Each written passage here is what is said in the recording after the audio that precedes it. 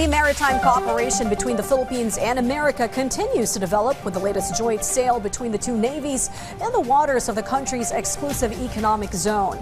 This latest successful venture on the high seas has drawn the ire and jealousy of communist China, which sees such activities as a threat to its illegal presence in the West Philippine Sea.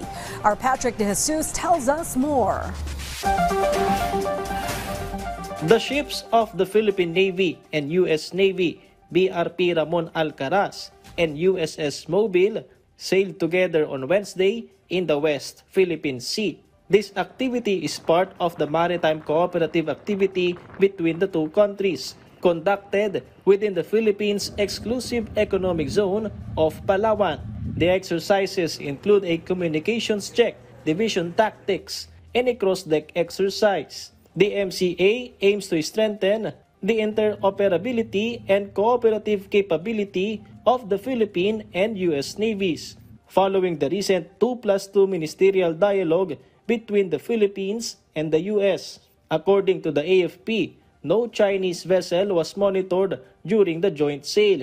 Meanwhile, China has objected to the U.S. providing $500 million in military financing to the Philippines, which will primarily be used for the modernization of the AFP and PCG. According to a spokesperson from the Chinese Foreign Ministry, this alliance will cause destabilization and increase tensions in the region.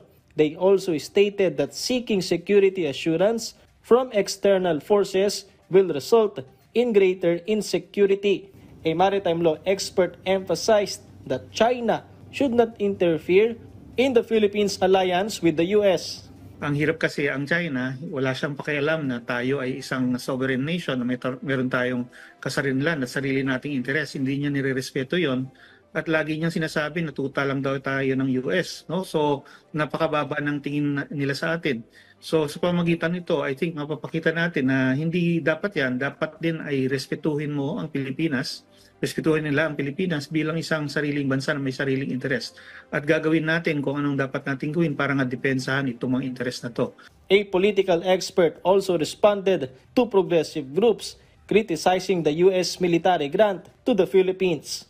Ngayon, sasabihin dapat objective tayo, dapat neutral tayo, wala tayong pinapanigan. Kapag tayo umaasa sa Amerika, di pa ka tayo obligado sa Amerika. So anong option? Umasa tayo sa ibang bansa, umasa tayo sa China.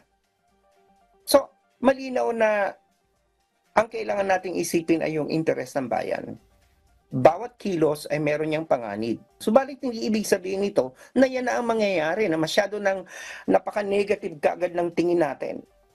Ang dapat nating bigyan ng pansin ay ang palakasin ang ating puwersang militar, pati ang Coast Guard, sapagkat ang panganib ay nakaamba. Apart from the military grant, there is also an additional $128 million investment for EDCA sites. Patrick De Jesus from the National TV for a new and better Philippines.